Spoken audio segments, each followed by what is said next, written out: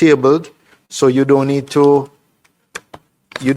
repeat everything in your submission, but just the highlights. Spend 3 or 4 minutes highlighting, the overall impact and where you are in terms of recovery, and then we would quickly transition into a question and answer with the members. So over to you. Thank you, Chair. Good morning, everyone. I'm joined by the technical team from the Ministry of Education. To my right, Chair, we have the Chief Education Officer acting, Ms. Thomas Gale. We have Latoya Garte from the National Education Trust. She is the Executive Director. Right behind her, I have the Deputy Chief Education Officer, Vivian Johnson, and she's the head of our planning division, which includes our education planning unit. Very important to the process. We have Mr. Kerry Brown, who is the Director of Technical Services in the ministry, looking mostly for our maintenance and small projects. Right beside him, we have a member of his team, Mr. Leonard Jackson from the Technical Services Unit. And to my left, I have my Principal Finance Officer, Mr. Richard DePass. So that's the team. So, Chair and members, I'm happy to report that the education system has been a real beacon of hope for our education system locally here in Jamaica and for the region. We have learned a lot from COVID, and because of that, the resilience we built out then has served us well as we navigate this new demand on the system. As you're aware, we have a national disaster that has impacted education, and part of that means the Ministry of Education has to put a plan in place. In times like these, what we define as our framework is the Education in Emergencies Response Plan, and that is something that is used right across the globe in times like these. When we have humanitarian crises, when we have national disasters, you effect your education in emergencies plan. So coming out of COVID, we were able to design that framework with a number of other guiding manuals. How do we reopen schools in a pandemic? How do we reopen schools in a disaster, etc.? How do we operate schools in a time like this? And we have the modalities outlined for schools. And as it is, when the hurricane came, as we were going through it, God would have it that the team were able to caucus and we resurrected the COVID plans, and we made sure to do the modification very quickly and to activate the teams. So we had to activate the lead teams for operation, we had to activate the lead team for psychosocial, we had to activate the building teams, etc., etc. So the good thing, colleagues, the knowledge of going through a situation like this resides in the ministry, and I can boast about the fact that the members are still here in the ministry. So it wasn't difficult to get the team going, and we had frameworks to guide us. So we were quickly able to issue our instructions for school to close, to hand over our schools. Under the National Disaster Risk Management Act, there was a declaration for the disaster, and so we handed over the schools to the shelter managers to prepare for the passage of the hurricane. As you know, our schools are part of the shelter and response and relief strategy in the country. 881 of our schools are a part of that network of support. And as you have seen from our report, Chair, not all those sites were activated. Many of them were, and I can say we only have 55 that are active shelters now. That data that you have there is a little dated. We got information this morning from the Ministry of Local Government, which indicates that only 55 of our schools are still active, with only 795 shelters in those shelters. So we are getting there, and we have the assurance from the Ministry of Local Government that those shelters will be decommissioned in December, the end at the 31st of December, or by the 31st of December. So we should have the property fully at our disposal in January. That's the question we were asking you to help with earlier. No, we only have the assurance. Okay, I can only speak to, because I'm not responsible for that area, as you know, but we work together, and we do understand. They have assured you that by the end of December. They have assured us by December 31st that they will decommission the shelters. Notwithstanding, we work with them and we understand as a government, as a country, what is happening to our people. And so our principals have been working with them. We do have the challenges on the ground. I would like to share with Jamaica also that coming out of COVID, there's a lot of learning on the ground, and we have seen a very high interest here in our principals wanting schools to resume. Because that's the purpose of the plan, is for learning continuity and emotional recovery. Once you're dealing with education and emergencies, those are the two goals you focus on. But unlike COVID, we see a very high interest. So it's really ground up that is driving what is happening, bearing in mind that the knowledge resides with the principals as it relates to how do we operate at a time such as this. And so we have been really, really grateful for what we've seen. And I want to publicly state that I am proud of our principals and our teachers who have turned up and showed up for our children. I remember going out there myself in the early relief stage, visiting schools and seeing our principals on the site. And we were able to move into cleanup immediately, because persons understand what is important. The students need to connect. They need to be in a safe space, because the longer they're out there, the greater the risk, right, of other things happening to them, bearing in mind that the parents are distracted by what's happening to them emotionally and physically and otherwise.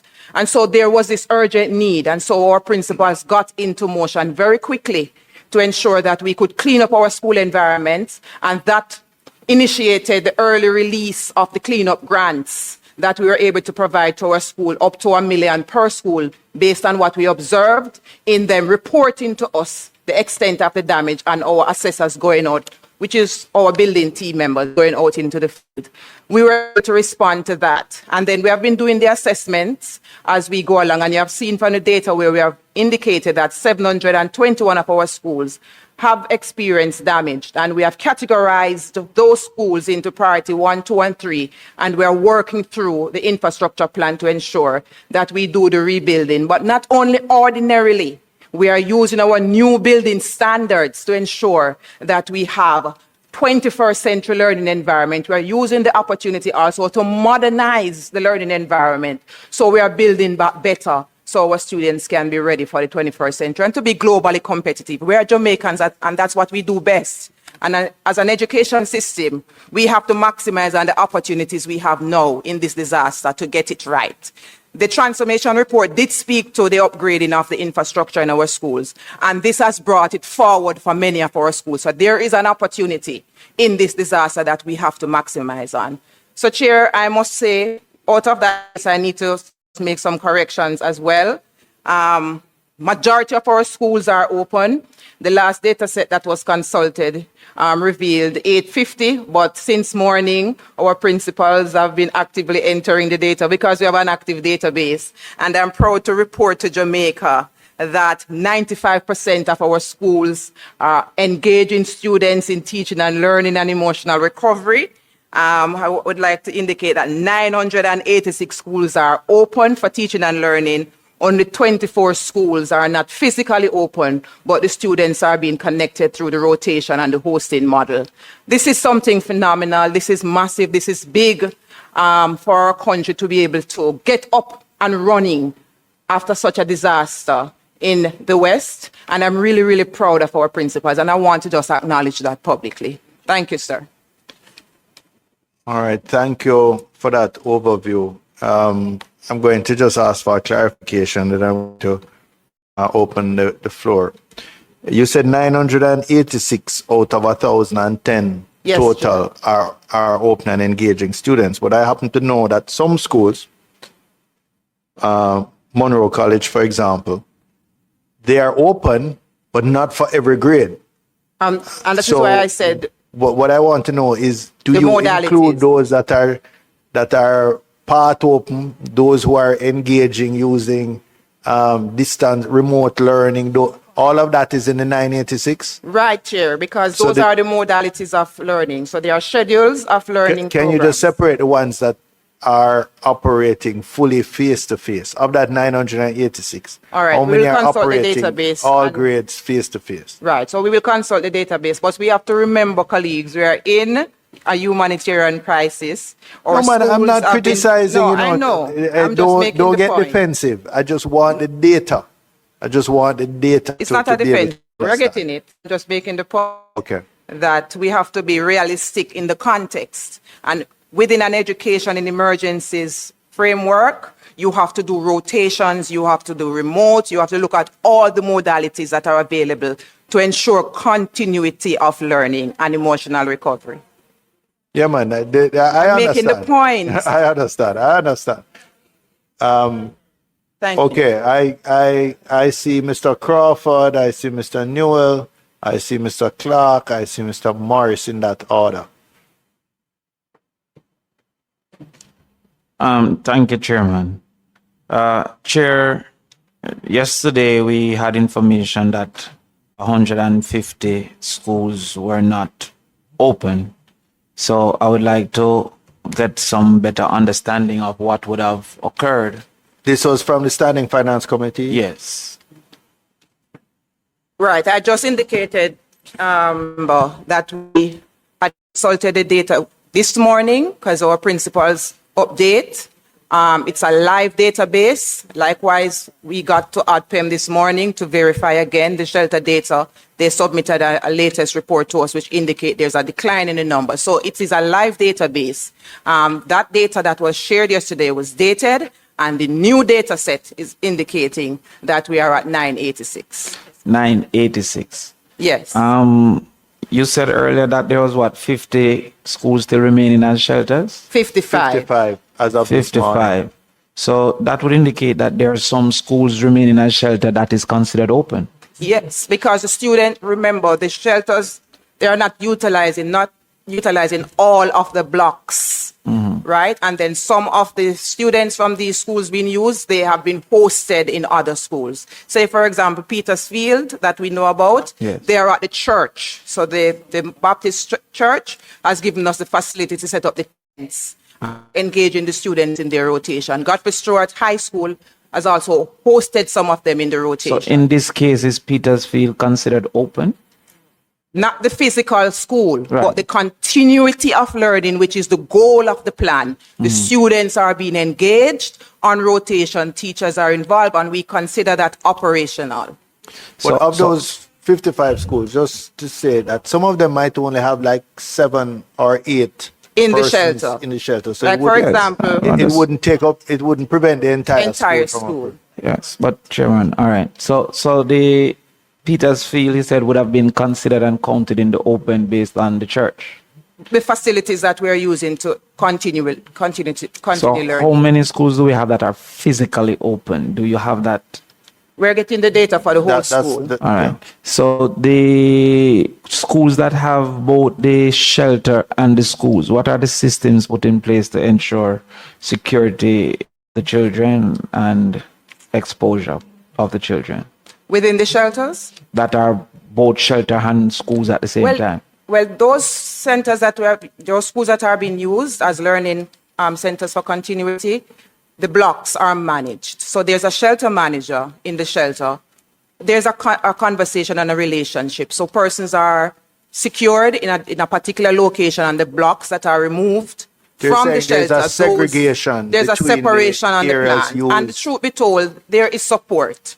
The parents themselves, they really want their children to be engaged. So there is a partnership on the ground.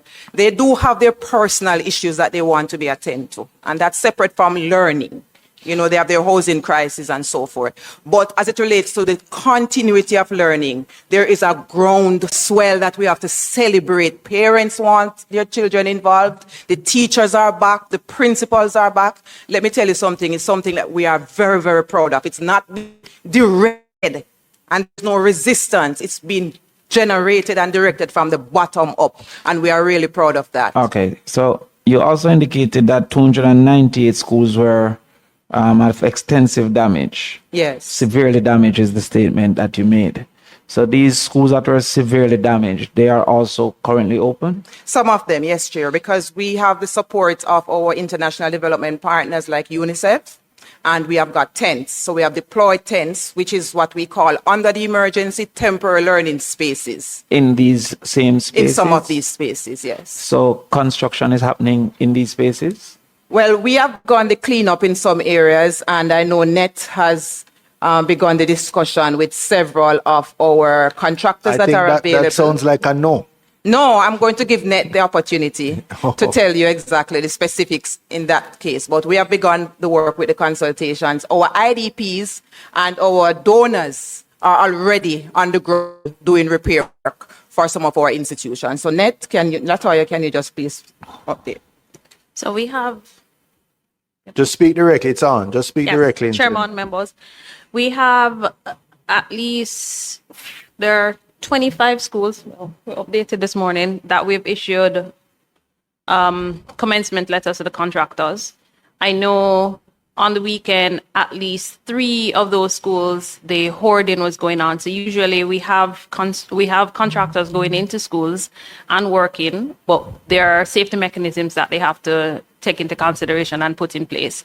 So they work with the principals to segregate that area, and that becomes a workspace for the contractors. So there are safety measures that they have to put in place. They will eventually have to, of course, give us the insurance and the bonds. So we have that as we follow through with contracts. All right, I'm happy to hear about the safety measures, but how does this impact the institution of learning and environment of learning? I'm sure there's a lot of hammering and stuff like that that is happening. That's why we have, so part of the... Yeah. Chairman, so they work on weekends after school, but also we have emphasized with the project teams and the contractors that there has to be significant dialogue and agreement with the administration of the schools to work out. We have 30 more. All right. Hold on. Since I'm getting Mr. Crawford, after you've gone about 7 or 8 questions, I think you could stop and allow other members. With due respect, Chairman. And allow other members. And we can come back to you. We can come back no problem if you want to come back, but I'm not going to be hastening not to ask No, I'm not saying that you must ask questions. All right, fine. So you can come back. So let me ask one more and then you can come back. One more and then we can. No problem with that, Chairman. Approximately how many students have been displaced from their school situation due to Hurricane Melissa? No, just I'm not sure the previous lady was finished. I think she was interrupted by the back and forth. Were you finished, or would you like an opportunity to? It was really just to emphasize that we do have safety mechanisms in place. We understand that school happens, and usually we work out with with the institutions the best times to do work. We also look to the spaces to see where we can start. The bigger question, though, separate. the bigger question is: you said 298. You've only issued 28. No, that's 28 commencement letters. You said. All right, so we have. So you're 6 weeks in. It's only 10% you've been able to address. I think that's the. No, there are 189 schools that we have assigned contractors to. The process is that they do their assessment, submit their report cost, review that, and based upon our own assessment, we validate, and then we give the okay to start works on certain areas. All right. Do you have a table that you could share with the committee right now? I was having to go through that will just show the total number, and at what stage each set of schools are by parish. So I think it was part of the attachments that were shared. Well, I'm not sure. Some of my attachment came garbled. I don't know what happened with the photo. I'm sure we can. There's an attachment that speaks to priority 1 post-hurricane assessment. I think something happened with my copy. It's yeah, I didn't get that. Okay, but go on. If everybody else has it. About replace. Yes. Chairman, I asked for the number of students that have been displaced by Hurricane Melissa. Just speak more directly into the mic. I asked for the number of students that have been displaced by Hurricane Melissa. Uh, that's a From their schools, not from their homes. Schools. from their schools. Yes. And what's the attendance records showing for the percentage that are back in school? Okay, so as I indicated, the schools are up and running, majority of them. We have a few of the schools that are physically not available, and so those students are being hosted.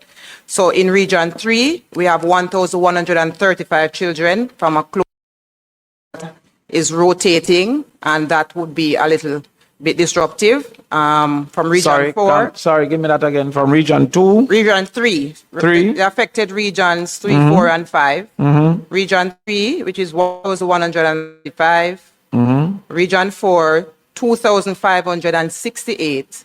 And Region 5, 3,018.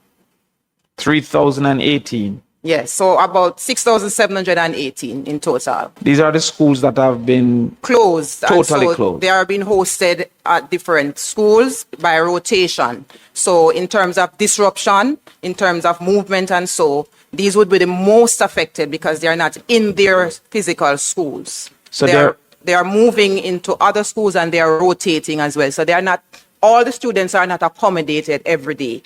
So they may be 3 days in, 2 days out as it relates to remote and the blended. The face-to-face and the remote. So that's what we have to do at this time. I can't say that I'm understanding. These children are going to their schools or other schools? Other schools, they have been displaced from their physical location. Right. So this is what they're called host schools? So they're in hosted other schools, yes. But the data that we have here is that a total of 680 is being hosted. Right. So those are the ones that have been. You want to explain this one? Okay. If I may, committee members, so there are different groups of students. PS Troop is alluding to the different modalities. So they are being affected because they are not in the regular setting. So some of which will entail the hosting, some will be those on rotation, some will be those on the staggered, some will be those on the reduced hours. So there are different modalities. You asked about affected, so we're looking at those who are not getting the regular hours in school. So this seemingly 7,000, almost 8,000, 3,000, 2,000, 1,000. 6,700. All right. Are my numbers clear? 1,035? 135. Okay, 1,135. So this 6,000, their schools are out. So the only way their modality can be accessible is through a host, I presume.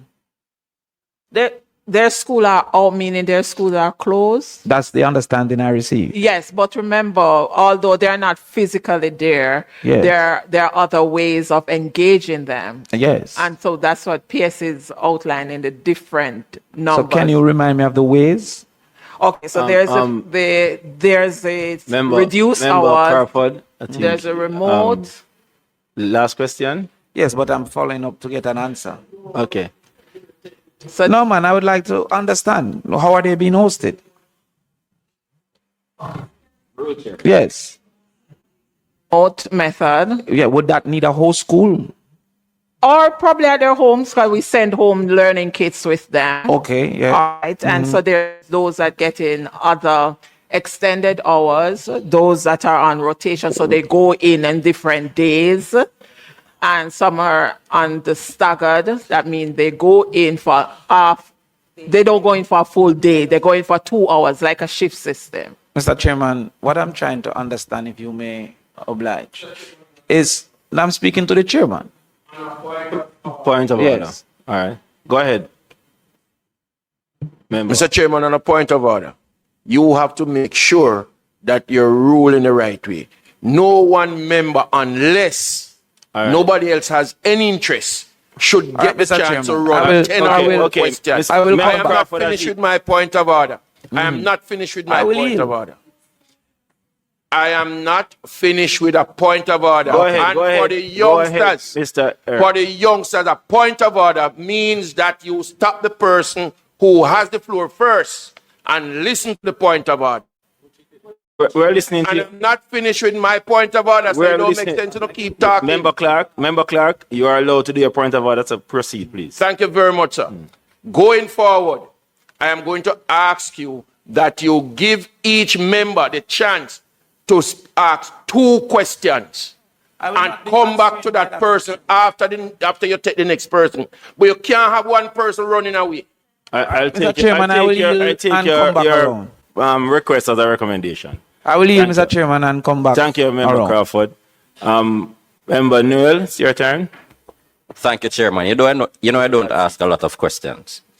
PS, so I'm looking through and I'm seeing the list of priorities in terms of number of schools per parish. I'm wondering where may members be able to find the actual list of schools, because I suspect in a lot of constituencies, persons would be coming in and asking in terms of our conversations will be going on in the state of specific schools.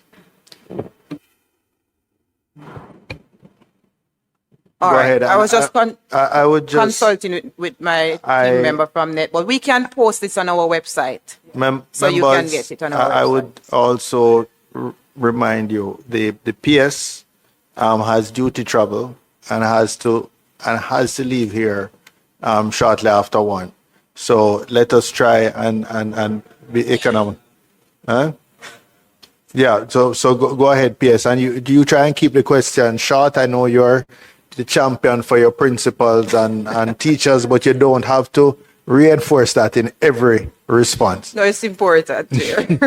We get it. But after hearing it 3 or 4 times, it has, we will retain it. Yes. Okay, so the response is that we're going to share that on our website so that is accessible. And we can also share it through our minister, the members of parliament. Thank you. It's now Mr. Clark. Thank you very much, Mr. Chairman. Through you to the PS. Madam, I do understand that we are in a crisis and the ministry has been doing a yeoman's job. Wonderful. And we have to commend the government on that situation. What I'm asking, though, there are schools that will have funds already in an account that can assist themselves. Why is it that, and I'm not going to say the ministry because I'm not there at the ministry, but I know for sure in Region 4 where I am at, that they're coming, the principals who really want to assist and show their resilience is being stopped in their track not to get it done. Is that something that is coming directly from the ministry or is just right there at the region? All right. Member, first thing as it relates to funds in our schools, we have to first and foremost clear those funds are for. Especially our small schools, our primary schools, we don't anticipate that they would have funds. If they have funds and investment, something is wrong. Because the funds, they are given for teaching and learning, for feeding of the kids. Some of the questions that we have seen, if we can use the PATH funds to do so and so, we cannot approve using the nutritional support fund to do construction. There is a provision by the government for us to repair our schools. We have to do so by the new building standards. So we're just asking our principals to be a little bit more patient so we can get it right. Right? So we couldn't just give a direction like that. We don't want to kill creativity and innovation, but we have asked for a partnership. We have called them in. We have outlined the framework. We are building out the communication so they can be more aware of what we are doing and asked to just trust the process because we really want to get back better. Yes, there's a bigger question here, though. There's tend to be an over-centralization. Not this time. At the Ministry of Education. Not That this has time. been my experience over the years. I can tell you COVID was like that because it was new, but in this dispensation, we have regionalized the work. But all the construction is being done by out of one entity. No, or being Chair, we have- approved or funded. That's not so? Just coordinated by NET, which is Okay, the just entity that coordinated. deals with infrastructure for schools. All right, Mr. Morris was next. Thank you very much, Mr. Chairman. As a past school leader myself, I just want to commend or principals for the work that they have been doing in ensuring that our students continue to learn using the different modalities. My question has to do with our national exams, Madam PS. Are there any plans in place to reconstruct, modify our national exams so that they take into considerations the unique situations of the students in the 6 parishes that have been badly hit by Hurricane Melissa? Yes, Chair. I'm going to give way to our CEO to address this one because she's leading all the consultations on this. Thank you, Piers. Good afternoon again, committee members. We have gone ahead and we have modified our curriculum, the national standards curriculum, from grades 1 through 9. And what we have done also, we have sent this out already to the system, and we have printed hard copies for those affected areas. So we have sent digital version, we have printed hard copies. We have done learning kits assigned or aligned to the modified objectives. We are now in the process of consultation with our monitoring committee, read the adjustment to the national exams. That meeting will happen very soon. We have done a concept paper already, and our minister has asked us to do some consultation with our stakeholder group, and that's primarily for the primary exit profile. Thank you. Ms. Burchell? Mrs. Harris-Garty, I wrote to the minister about this in particular because Mr. Morris, just turn off your mic for me. I wrote to the minister about it because some donors have been anxious to contribute to some rebuilding efforts in a particular place in this country. And I've reached out and they've been told that everything has to go through NET, which has been a couple of weeks now. And this particular investor, a donor, is just anxious and they're losing interest. Is NET having a bottleneck with the donor requests to rebuild schools in the country? Well, I don't know of any bottlenecks, and there are a lot of donors who said they're waiting, and we have not even received communication that they're interested in something. So it hasn't fed into us. Usually, if a donor is interested, we assess the schools, we provide them with the information on schools, what's required. Why we're insisting on logging the donors and everything is because we also provide the donors with a specification for the modified roof dimensions that we're promoting. What we want to ensure is that we build back better and that we not just... When you say the modified roof dimensions, you mean the specification? The specifications. So we're just trying to ensure that all donors are aware. They're on our website, yes, but we directly provide them to each donor that's interested in doing work. We also do a LOI with the donor, which is a letter of intent, just force everybody to have an agreement on what is thing. What some of the issues we've been having is really finding common ground between donors and the schools. So the schools want X, the donors want to do Y, and we try to moderate that process. So if there's a donor you're aware of, feel free to send it to us. We will follow up on it because we follow up pretty quickly on all donor because outside of infrastructure, donor is our next major arm and portfolio responsibility. So we try to work in tandem with all donors. All right. It is Mr. Crawford who is not here. Okay, I have a question in the meantime. The school system has been disrupted in a sense, not just by the infrastructure damage or the being used as shelters. The normal administration has always also been disrupted. And so, for example, shortly after being, after the elections as the new MP for South Manchester, I got a list of school boards that needed renewal and so on. And that process, just because my attention was shifted to dealing with roof repair and drain cleaning and et cetera, et cetera, et cetera. You know, it delayed my response. So they've all gone in now, but principals are saying to me, we have boards, or we have situations because the boards are not in place or the replacements haven't been appointed. We don't have signatories for the accounts. And I know there's a normal process that I think it's the National Council on Education goes through, but it takes a while between getting the recommendations and all the documentation from, in my case, the MPs. I know that depending on the type of school, church, etc. But we are reaching a potential administrative crisis, I can tell, in South Manchester, because schools don't have signatories for their regular account, and a lot of them will be expiring at the end of the year. Senior staff who sign, I think it's principal or burst or whatever, going off on 8 months leave, and so the one signature that they have left is going off. So is there any way that we could expedite whatever was the normal process to put these boards in place so that, you know, it doesn't become what is a disaster now, doesn't affect the normal recurring administration of even those schools who are not directly affected? Certainly, Chair, we can get involved in that process.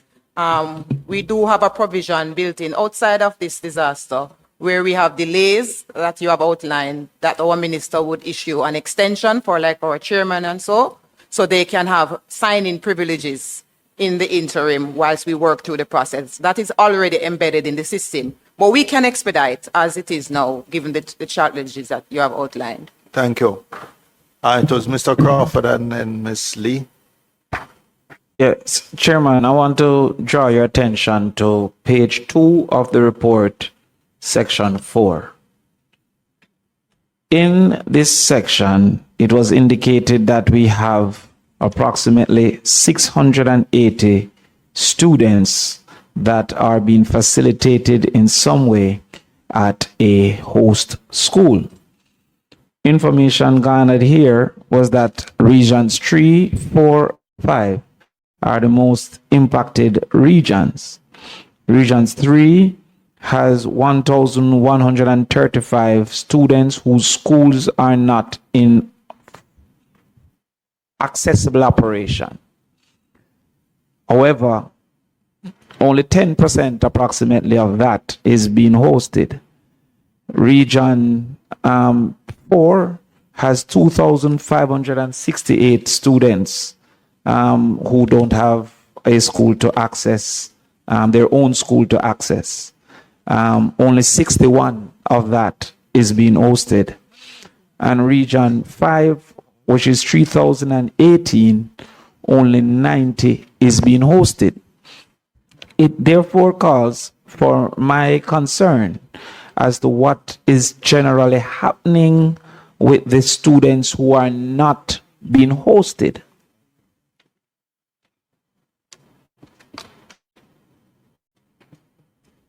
Okay, in response to that, committee, the table as outlined here is actually showing the number of students being hosted within the region. So although regions 3, 4, and 5 have been affected, they are still hosting students. So there are students being hosted within even the affected schools, regions. So the case of Petersfield and the Godfrey Stewart hosting students, you have students being hosted in Mount Alvernia, different schools within the affected areas hosted. Along with this number here hosting, there's still the other method of operation happening within the region.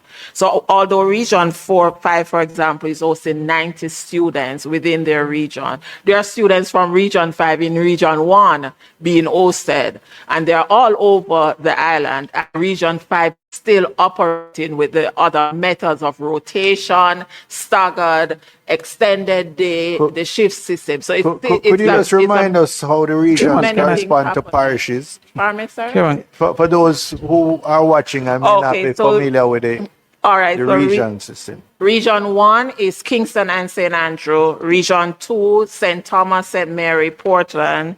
Region 3, St. Anne and Trelawney. Region 4, St. James, Hanover, Westmoreland. Region 5, St. Elizabeth, Manchester. Region 7, Clarendon. And Region 6 is not there. Region 6 will be St. Catherine. so Region 6 isn't currently hosting any? Yes, I think there are some hosting in Region 6, but I didn't get the numbers. All right. So Chairman, on this table, Chairman, there is a fulsome report of the entire hosting numbers throughout the country, regions 1 to 7, which total 680. So it suggests region 1 is hosting 232, region 2 82, and it continues to say the total is 680. Yet the impacted persons, as it relates to their school has been destroyed or unavailable, is 6,700. So approximately only 10% is being hosted. The 680 students referred here, they are at these schools fully every They're day. physically attending the They're schools. is what you physically mean. attended, but there are other modalities of within that is happening at the Okay, same can you time. guide me along those modalities, please, one at a time, so I can understand those All right. modalities? I could, for example, the rotation. Yes. If I had, I could project for you what happens in a rotation. So let's say, for example, 3-2. All right, so you go to school 2 days, you stay home at 3 Yes. days. When you're home, you get seated work. So you're sent home with work. The exams group, however, in a rotation, they go every day. I understand. So one school will have rotation for grades 7 to 10 or to 9, while 11, 12, and 13, full school. Yes. You also have... No, I don't get. Pardon me? Yes, it You continues. also have temporary learning spaces where we establish tents, we use church halls, and so forth. We also have, for example, the regular operating hours, schools, and you have extended days. So these schools, they start at different times, but the students get the normal hours. So you have some students going in at 7 or 8, some going in at 11, but they get the full 5 hours of school. All right. So And you have the reduced time where schools that there's no electricity back there, they go school and they'll end like at 1 or 12. So it's a reduced hours. So, Chairman, when we look at rotation, it was indicated that these 6,700 students their own school is not available. So when we look at the rotation, whether it's 1 day, 3 day, or 5 day, wouldn't they have to be rotated into a host school? Not necessarily. Where would they be rotated through or in? Well, Where would they attend? Because their own school has been indicated unavailable. That was what was indicated here. So where would they attend for 3 days? There's this temporary learning spaces, one. They may be mapped to another school, but it's not fully hosting 5 days. So they do some days here, some days at other schools. One's going to a temporary learning center. The school that it's attached to is not considered their host school. Not So necessarily. that is a temporary learning center. Right. Do you have the number of students being rotated through temporary learning centers? I could get on that. I could get that. All right. As it relates to the I can't see anymore. The extended days. So the students attending to extended days, this 6,000 that don't have a school of their own to attend, would those schools that they attend be called host schools? I am not clear on the question. No, sorry, you said the 6,000 or the 680? 6,000 700 students, it was reported here this morning, are not able to access their own school at this time. Right. No, the question, sorry, Chair, the question that was asked were the students who are affected. So it's they are affected because they're in the region and there are issues with their school, but there are still learning taking place on different modes at some time. All right, let me I ask. can get you the specific data of what is happening where. And as Pierre said earlier, it's managed really regionally. So when you go into different regions, it's managed based on the uniqueness of the situation at the right. schools. Can I be corrected, PS, that in Region 3, 1,135 students don't have access to their original school currently? Is that the correct? PS. I understand that, man, but Mr. Chairman. Yeah. All right, let me hear PS. Anyway, calm down, Mr. Clark. Beg you. Calm down. PS, can you? After this, we're going to Miss Lee, and then we'll come back to. Yes, no problem. Mr. Crawford. Okay. Yes, member. So that 1,135. Yes. So that's one school in Region 3, which is Hague Right. Primary. Right. So their school is no longer accessible. So that school is not physically accessible. Yes. So the students are benefiting from learning opportunities through the different rotational models, blended models. They are mapped. What we want to distinguish here is the host school. As CEO is trying to explain, the host school, these students are at these institutions fully. So they are in Kingston, they relocated, they are in these institutions fully. Yes. Within the regions, they are mapped and they are hosted, but they are not necessarily full-time there. So we use the term interchangeably. So let me just say clearly and use the word mapped, right? So for distinction. So these on this schedule that you're referring to, 680, they are fully in schools, different parishes, until they can get back into their families. Their families have decided to relocate them so they can stabilize themselves and they come back home. All right, so it's the 232 children, they came to Kingston and they are residing with family members. What we did, we found schools for them so that they continue with their learning. The students who came to Portland, St. Mary, we found schools, so they are physically there every day. Okay. Right, so they are understood. Ms. Lee, hosted. your question. Right. Thank you, Chair. PSN team, I join you in celebrating the efforts of our teachers and our principals and of course our boards, because I too see the effort that they have made, and our teachers too, they have suffered in impacted parishes, and for them to put themselves aside and to look about our students, that is definitely commendable.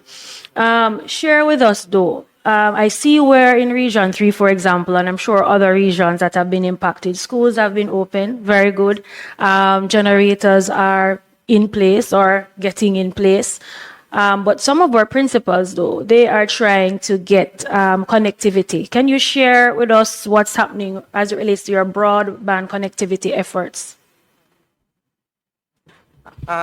Thank you very much, member, for that question. So initially, when we started to do the assessment as it relates to broadband, and so we were fearful that we would have lost the networking things that were done with the Wi-Fi connection and so forth. But given time, the passing of time, we have seen where we have been able to find the access points that we have installed and so forth. So initially, we got a report of about 300 schools that had their broadband equipment damaged. That has been significantly reduced because we have been able to find the things in their location. So those schools are getting up and running slowly but surely.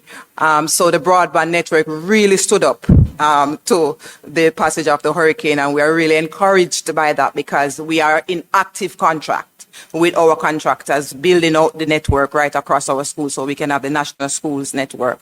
So we are fixing along the way. What we have done, though, given the passage, is to strengthen the capacity of our schools with the internet support through the Starlink.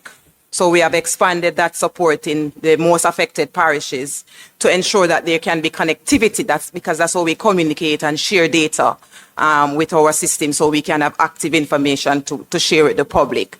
And our e-learning Jamaica, you know, they are now in the Ministry of Education, which makes it even quicker for us to take decisions and to move. And so they have moved with alacrity to procure. We have supplied our teachers' colleges very quickly. They were able to supply our regional offices, because, you know, that's the hub within the parishes, with Starlink devices to ensure that we could connect and get in touch with our principals and schools. So we are building out that resilience in the system as it is now, next part of the learning. So we can't just rely on our broadband support, but we have to see where we can activate now for the Starlink and then see how we retain that as part of the resilience as we build out our education system. So we have been responding to that. Where the gaps are, we have set up those. And as you know, we had some schools on the Starlink before in the most difficult parishes that our local providers did not take on. We still have to provide the guidelines, member, because, you know, that's not a regulated provision. So we have to make sure that the broadband works, because that's an alternative support. Is there, just a related right on that, is there any special approval that schools have to get? I know there were donors who contributed Starlink systems to school in Manchester, for example, but is there any special permission? Is this one of those centralized things, or the principal can just act on their own autonomy? Chair, the principals can act, but we encourage them to get in touch with us, because they would have to set up their own personal credit cards and so forth, which we do not want them to do. We have a provision in Kingston that we can extend to all our schools, and we will underwrite the costs for that. Okay, so it would be on a central ministry credit card or regional credit card or something, rather than the individual having to activate it with their They will personal. have to use their personal resources, and we really don't want them to do that for school purposes. Okay. All right, Mr. Crawford, final. There was some, Chairman. Mr. Williams. Just quickly, I mean, we are aware of the level, the trauma, because of the passage of Hurricane Melissa, the trauma, you know, concerning our students. So I want to know briefly, you know, what would you say would be the efforts of the ministry with respect to the levels of professionals, psychosocial support made available to schools? Our CEO will come in with the specifics as it relates to numbers of sessions, but I can speak to the architecture in place as it relates to the helping professionals in the system. So we have in our schools guidance counselors, social workers, deans of discipline, and these are persons who are trained in therapeutic services, psychology, social work, so forth. We have our nurses, and we have our health and family life educators. They constitute what we call the helping professionals in the system, and they provide what we call psychosocial care or psychological first aid in the system. So those persons have been activated.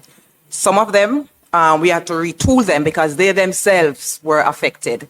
So as we began the resumption process, the first things we did were the psychosocial sessions. I had to convene one for the central ministry itself, because we are the workers getting the work done, and they too were affected and their families were displaced. So we had to start with ourselves. Then we started with the principals. We got them in a room, in a virtual space, because of the disruptions, of course, difficult to move into Kingston with what was happening with the road and so forth. And so as many as possible that could come in, they came in, and we got a psychologist to come on and to give a little pep talk about how to treat with situations like this and how to deal with self. One of the third things we did, we republished our clinicians. So in addition to the architecture within our schools that we pay, we have specialists within the country. that provide these services privately, we re-engage them throughout this process and put them on a contract with us and publish their names and contact numbers of persons who really do not want to speak within a large group within their schools can have one-on-one sessions with these high-level trained psychologists and psychotherapists. We got the best given what we saw happen in the West. So we want, like a Dr. Wendell Abel, for example, which is one of the best in our countries. We had him on with us in the ministry and available. And we have indicated to our principals, teachers, support staff, students, parents, you can access this support fully funded by the government. We pay for that. That's something that was built out in COVID.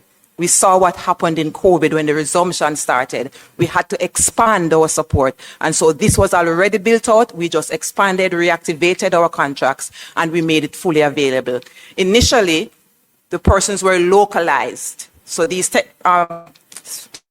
were working in regions. They quickly agreed to be available right across the country so they can penetrate what needed to be done to help our people recover emotionally. So that's the architecture that we have in place.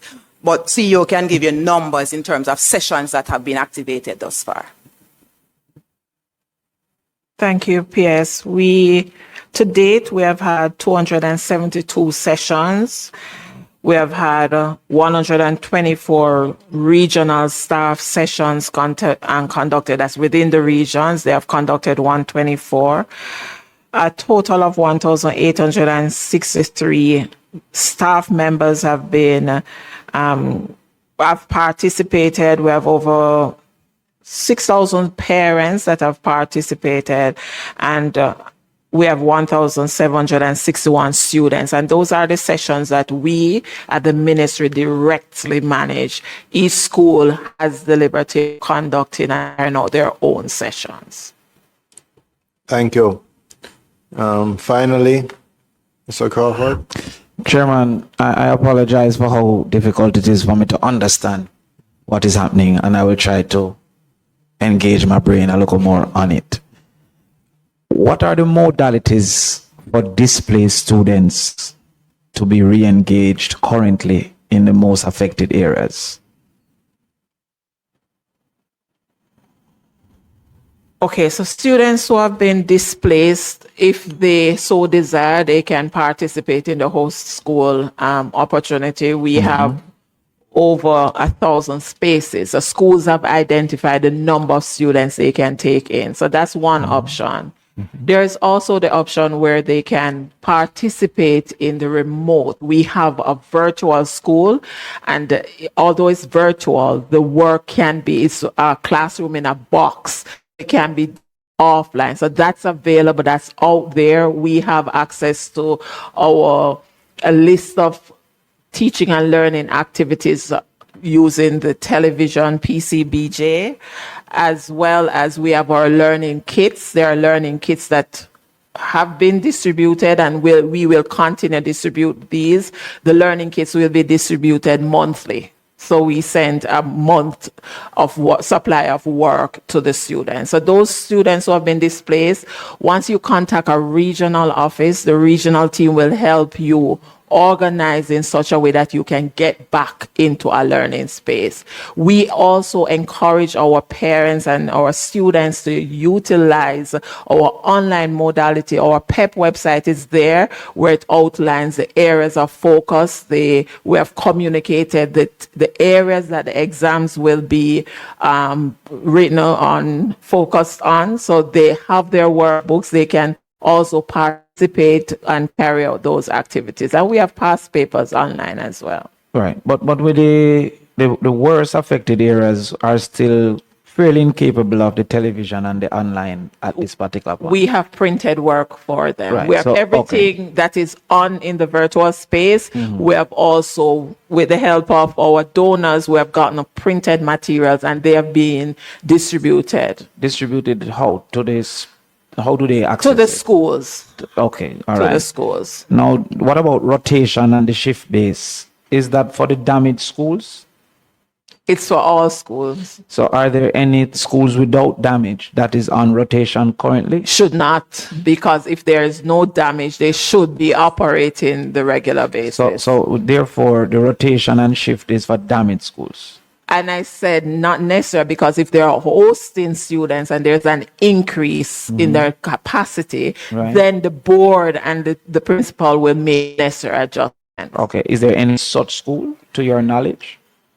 I'm almost sure I'm aware of about one, but I could do the research and get back to you. All right. The temporary learning spaces, how many of those do we have? Ooh. We have tents and all. Well, I'm sure of 91 with tents, but I could pull the data for the other spaces for you. Do you have an approximate of how many they can facilitate? What's the max capacity of the temporary learning spaces? Okay, size of the tent. I know. Okay, we have this because we were given the large ones can hold up to 80 students, and the smaller ones I think is about 40 students. And we have 10 of them.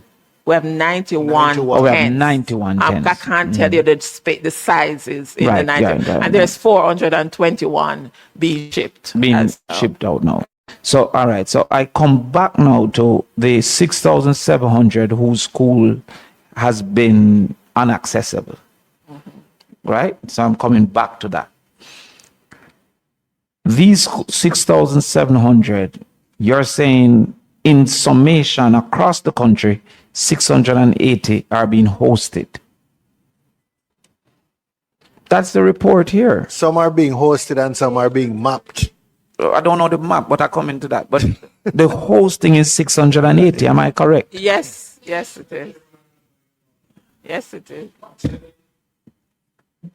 We have sat here, and when I say you, we have sat here, and we have allowed one member to be asking more than 10 questions on a trot.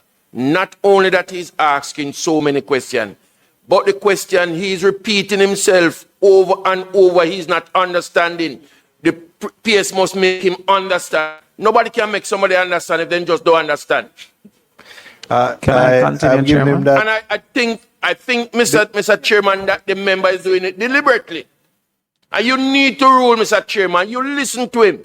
We cannot sit here and have the member going over and over and over. The same very thing. I've heard the 680 more than 6 times coming from the member.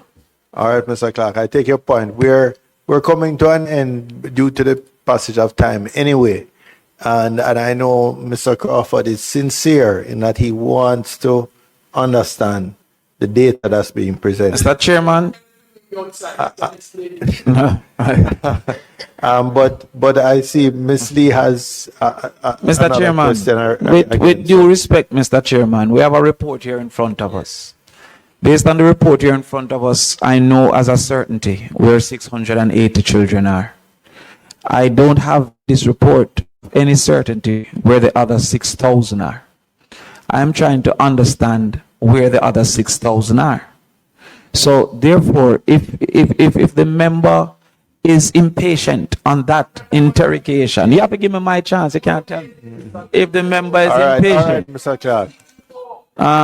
of that is his.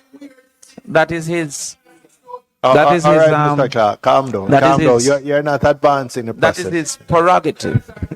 So, Mr.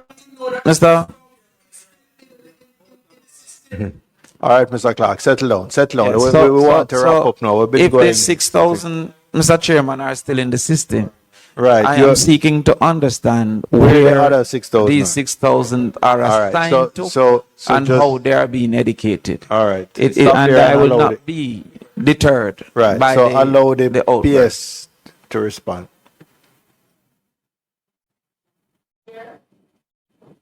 Chair, Yes. permit me to submit that data through our minister to Member Crawford, because You don't have to go back to the minister. It is quite common that the PS sends We can the send it data through to the- the committee clerk. Right. So we will list the we will list the 24 schools so affected, and we will outline the enrollment for those schools, and we will indicate the modalities for the different learners For- at the different grades. We Yes, can so do that at the end of the day, it reconciles with the The 6,700. Yes. We have an All active right. database. Madam Thank Chair. you. Ms. Lee, you still want to get in a final question? Thanks, Chair. I just want a final question regarding the rural school bus system. Do you have a timeline as to when it will be fully resumed?